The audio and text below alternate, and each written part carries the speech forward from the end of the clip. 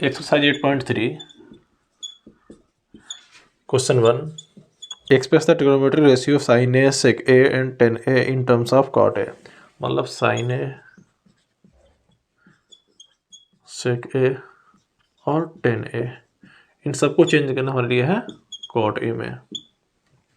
अब यहाँ से देखें साइन और कॉट का डायरेक्ट रिलेशन कोई नहीं होता है, इसके लिए 3 फॉर्मूला है, वो इंपॉर्टेंट वो नोट कर लेते हैं, इसमें पूरे में यूज होंगे। एक तो sine square theta plus cos square theta equal to 1 use करके सॉल्व करेंगे। जैसा कि साइन और कॉट में कोई डायरेक्ट रिलेशन नहीं है, लेकिन हम देखते हैं कॉसेक और कॉट में डायरेक्ट रिलेशन है और साइन इक्वल टू होता है 1/cos कॉसेक होता है। तो यहाँ से लेते हैं इस वाली क्वेश्चन से, as we know that cosec square A equal to 1 plus cot square A, cosec equal to था 1/sin square A equal to 1 plus cot square A. इन दोनों आपस में इंटरचेंज कर देंगे, ए साइन स्क्वायर ए इधर, ए वाला नीचे आ जाएगा, यानी sine square A equal to 1/1 plus cot square A. जब इधर से स्क्वायर हटेगा इधर स्क्वायर रूट आ जाएगा, तो साइन ए इक्वल टू हो जाएगा 1 का तो स्क्वायर रूट 1 ही रहने वाला है, divide by 1 plus cot square A. एक टर्म चेंज हो गया। अब दूसरा सेक को चेंज करते हैं। अब देखिए सेक और कॉट में रिलेशन नहीं, लेकिन सेक और टेन में रिलेशन है। टेन इक्वल टू 1/cot होता है, इसलिए sec square A equal to हो जाएगा 1 plus tan square A. Tan का फॉर्मूला होता है 1/cot स्क्वायर ए।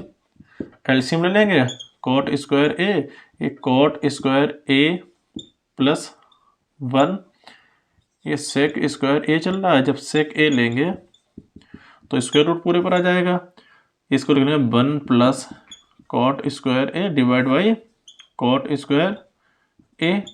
जब स्क्वायर रूट इसका तो बाहर आ नहीं सकता, लेकिन स्क्वायर रूट से इसको बाहर निकाला जा सकता है, 1 plus cot square A divide by cot A, इसका रिलेशन हो जाएगा। अब बच्चा टेन का डायरेक्ट रिलेशन होता ही होता है 1/cot A. Question 2 write all other trigonometric ratio of angle A in terms of sec A. मतलब एंगल ए के सभी ट्रिग्नोमेट्रिक रेशियो ने sine A, cos A, tan A, sec में तो चेंज करना ही करना है, कॉसेक ए, कॉट ए, इन सभी को मैं चेंज करके सबको लाना है सेक ए में।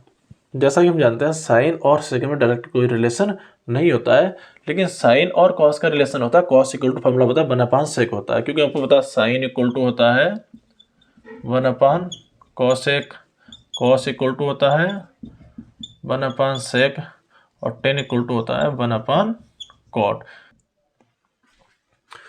तो इस we know that sine square A plus cos square A equal to 1, sine square A equal to हो जाएगा 1 माइनस का कॉस स्क्वायर ए। फॉर्मूला होता है 1/sec स्क्वायर ए। एलसीएम ले लेंगे, सेक स्क्वायर ए माइनस 1, ये चल रहा है साइन ए इक्वल टू चल रहा है साइन स्क्वायर ए। साइन ए जब निकालेंगे ये इधर स्क्वायर रूट आ जाएगा, ये तो square sec square A minus 1/sec square A square root के बाहर आ जाएगा, क्यों under root sec square A minus 1 divide by sec A. अब कॉस के लिए चेंज कर लेंगे। कॉस इक्वल डायरेक्ट होता ही है, कॉस ए इक्वल टू होता ही है 1/sec ए, इसका भी हो गया साइन कॉस। अब टेन का चेक करते हैं। टेन और सेक को रिलेशन यहाँ पर डायरेक्ट दे रखा है, सेक और टेन, यहाँ से इस वाले रिलेशन से हो जाएगा tan square A equal to sec square A minus 1, यहाँ से टेन ए इक्वल टू हो जाएगा square root sec square A minus 1, इसका फॉर्मूला हो जाएगा। अब तीसरा आता है कॉसेक इक्वल टू, कॉसेक और सेक का कोई रिलेशन डायरेक्ट नहीं है, लेकिन कॉसेक का साइन से रिलेशन है, साइन का निकाल चुके अभी हम, तो यहाँ से निकाल लेंगे इसके लिए cosec A equal to formula हो जाएगा 1 साइन ए।